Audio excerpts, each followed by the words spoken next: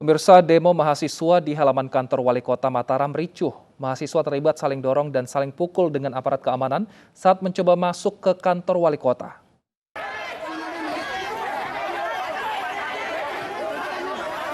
Puluhan mahasiswa yang tergabung dalam Kesatuan Aksi Mahasiswa Muslim Indonesia tersulut emosinya karena tak kunjung ditemui Wali Kota Mataram, Mohan Riliskana.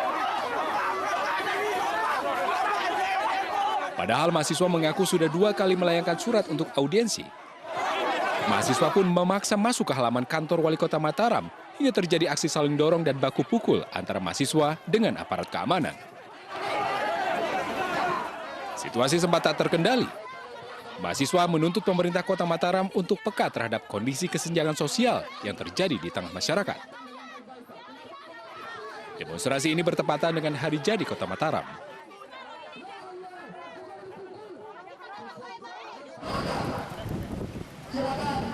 Di tengah demonstrasi, seorang pemuda tiba-tiba berteriak sambil membawa senjata tajam.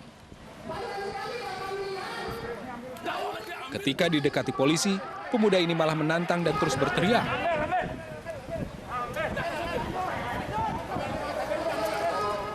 Polisi pun langsung menangkap dan menyita senjata tajam yang dibawa pelaku. Dari Mataram, Nusa Tenggara Barat, Hari Kasidi, iNews melaporkan. Lagi-lagi media sosial dihebohkan dengan ulah wakil rakyat yang melanggar PPKM. Kali ini sebuah pesta pernikahan digelar oleh anggota DPRD Kabupaten Pasuruan dengan menyuguhkan hiburan dan memicu kerumunan.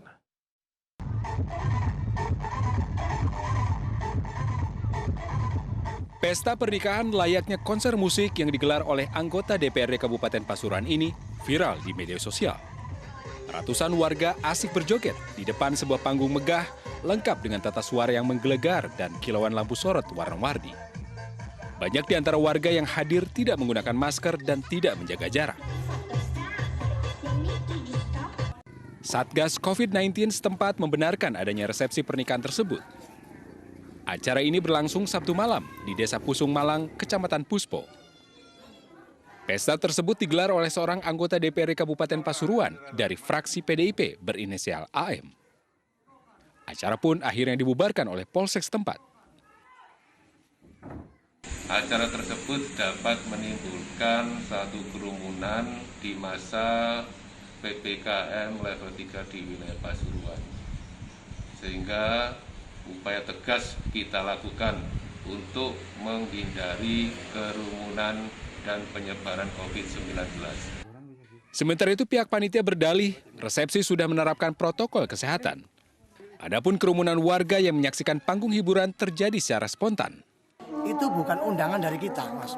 Jadi kita itu tidak menyelenggarakan acara dangdut ya, cuma memang acara itu memang sonda sendiri itu Mas ya. Jadi terkait itu untuk kerumunan, nah, setelah banyak kerumunan, nah, untuk operator saya suruh memberhentikan, Mas.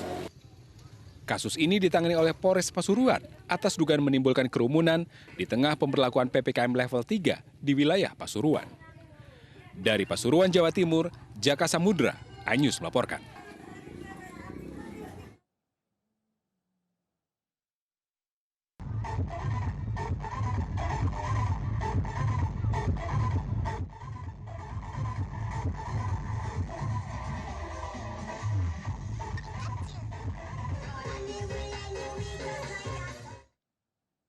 Pemirsa, vaksinasi COVID-19 digelar di sekolah luar biasa di Batam, Kepulauan Riau. Tenaga kesehatan pun berjuang untuk memujuk agar anak tidak takut untuk disuntik.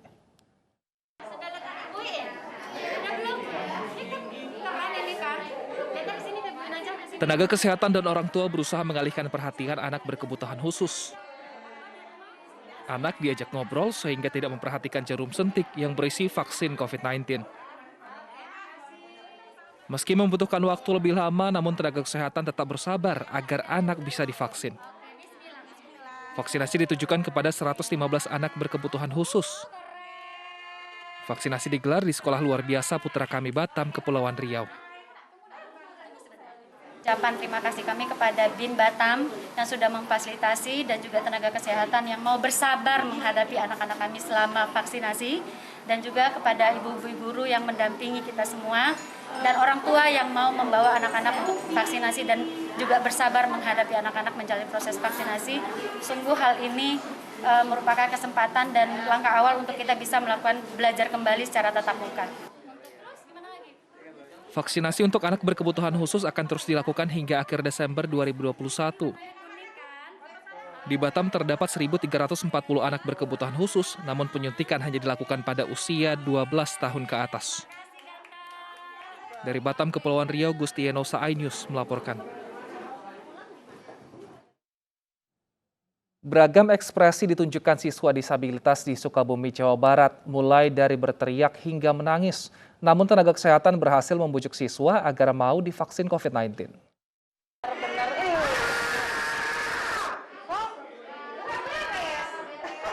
Penyandang disabilitas ini berteriak saat disuntik vaksin COVID-19. Ada lagi yang menangis karena takut disuntik. Namun berkat bujukan dari guru dan tenaga medis, penyandang disabilitas ini akhirnya mau disuntik. Vaksinasi COVID-19 diberikan kepada 231 siswa disabilitas dari Sekolah Luar Biasa Handayani, Sukabumi, Jawa Barat.